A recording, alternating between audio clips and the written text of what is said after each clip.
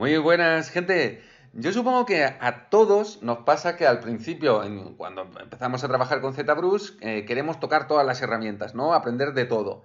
Pero al final, pues vemos que hay cierto flujo de trabajo, que es el que prácticamente utiliza todo el mundo, basado en ZRemesher y en Dynamesh.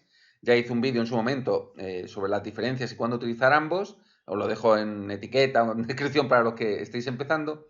Y eso al final lleva a que muchas herramientas pues las terminamos abandonando o ni siquiera llegando a aprender en ningún momento, ¿no? Porque pues al final esto es una suma, ¿no? De tiempo y calidad. Y entonces pues al final queremos ser eficaces. Pero sí que creo que algunas podríamos incorporarlas, si no en todo el flujo de trabajo, sí en ciertas etapas. Y es el caso de la herramienta de Sculptris. Entonces, para los que tengáis prisa y queréis ir a saco, al final del vídeo os explico 3 situaciones en donde Sculptris viene de maravilla, es perfecto, y por qué deberíais empezar a utilizarlo. Y para los que os interese una explicación un poquito más teórica de qué es Sculptris y cómo funciona, pues lo vamos a ver a lo largo del vídeo. Así que, vamos a ello. Bien, para entender Sculptris yo creo que lo primero es entender qué es lo que hacen en realidad todas las brochas de ZBrush. Y es que, aunque nosotros pensemos, porque al final nuestra visión pues, nos puede engañar un poquito, en verdad todas las brochas lo único que hacen es coger la malla que ya tenemos y mover los puntos. Es decir, la herramienta más clásica, ¿no? Que es mover. Eso se ve muy sencillo, ¿no? Lo único que hacemos es deformar la malla, pero no estamos cambiando su geometría.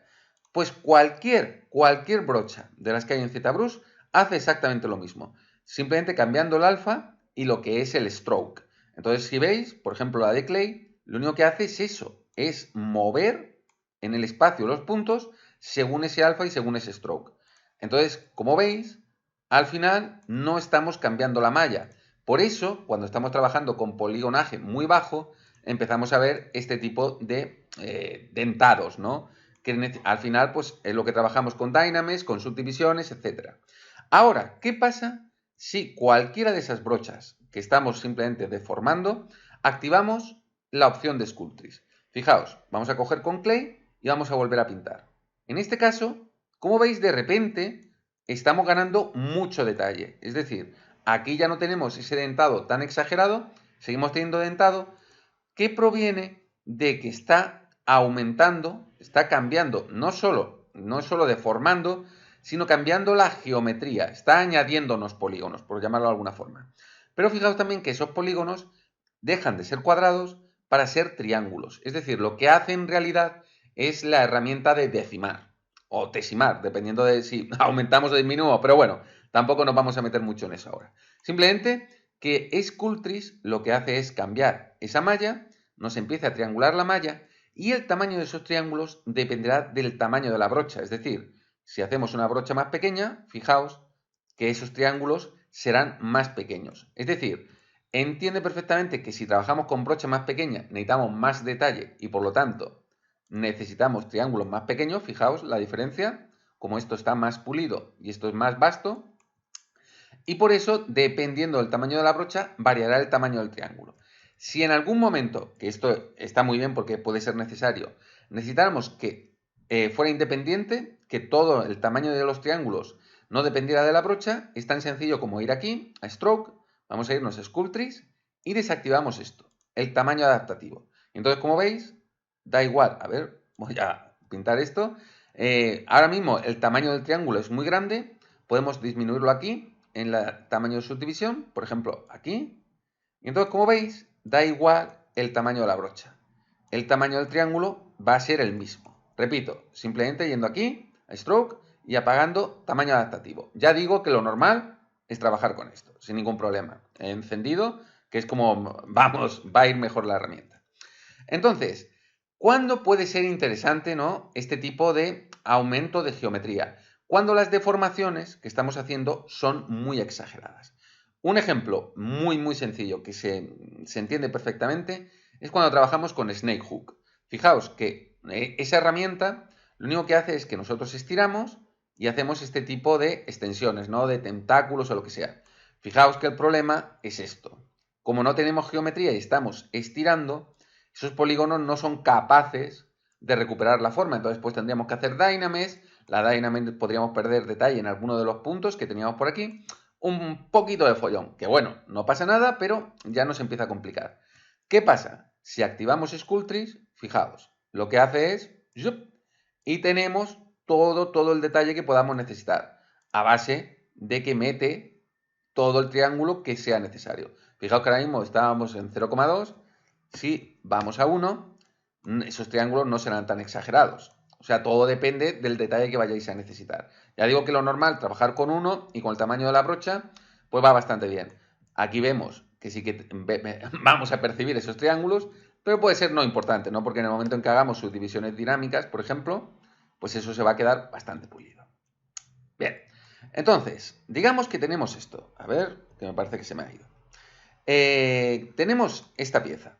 Otra cosa que puede ser muy interesante de Sculptris es que con una gran facilidad, como está eliminando, es decir, si nosotros cogemos aquí, vamos a coger y empezamos a smoothear, fijaos que poco a poco va a ir deformando hasta que llega un punto en el que ¡bum!, separa la geometría.